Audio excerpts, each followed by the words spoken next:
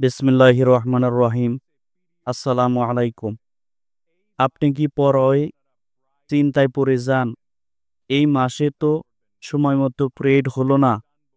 চিন্তা নেই, আজ আমরা খুব সহজভাবে জানাবো পিরিয়ড অনিয়মিত কেন হয়, কাদের বেশি হয় এবং ঘরোয়া ও চিকিৎসাগত সমাধান কি কি হতে পারে। ভিডিওটা শেষ পর্যন্ত দেখবেন, কারণ আমরা বলবো এখন আপনার ডাক্তারের কাছে যাওয়ার জরুরি। নাম্বার ১, সাধারণ কারণ। প্রথমেই জেনে নেই, পিরিয়ড অনিয়মিত হওয়া মানেই কি বড় কোনো সমস্যা? না, সবসময় না, কিন্তু অনিয়মিত পিরিয়ড শরীরের সুস্থতার একটি বড় সংকেত।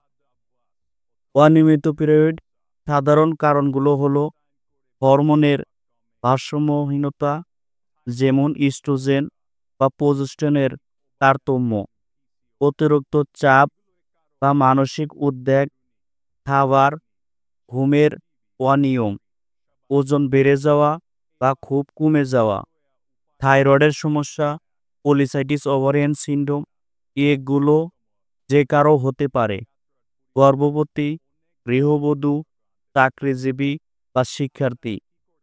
ঘরোয়া প্রতিকার।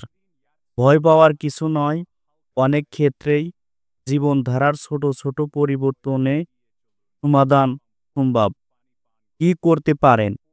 প্রতিদিন ৩০ মিনিট হাঁটা বা হালকা ব্যায়াম করুন, অতিরিক্ত ফাস্টফুড এড়িয়ে চলুন, প্রচুর পানি পান করুন।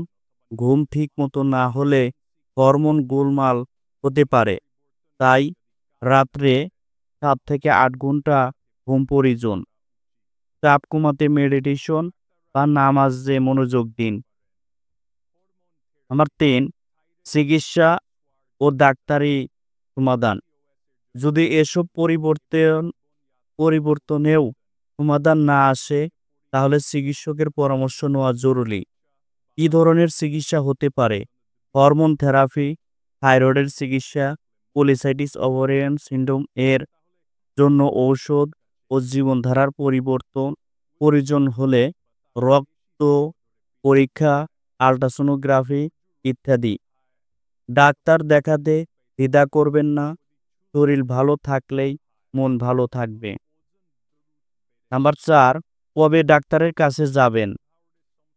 আপনার পিরিয়ড যদি ৩ মাস বা তার বেশি অনুপস্থিত থাকে, অতিরিক্ত রক্তপাত বা ব্যথা হয়, চুল পড়া, ব্রণ বা ওজন দ্রুত বাড়ে, গর্ভধারণের সমস্যা হচ্ছে, তাহলে আর দেরি না করে নিকটস্থ স্বাস্থ্যকেন্দ্রে চলে যান। শেষ কথা, বন্ধুরা, স্বাস্থ্য নিয়ে সচেতন থাকাটা আমাদের সবার দায়িত্ব। আপনার পিরিয়ড অনিয়মিত হলে লজ্জা নয়, সচেতন হন, ঘরোয়া পদক্ষেপ নিন, দরকার হলে চিকিৎসা নিন। ভিডিওটি ভালো লাগলে লাইক দিন, শেয়ার করুন আপনার মা, বোন, বন্ধুদের সঙ্গে।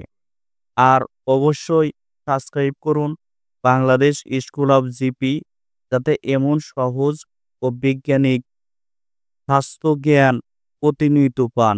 ধন্যবাদ সবাইকে। সুস্থ থাকুন, সচেতন থাকুন।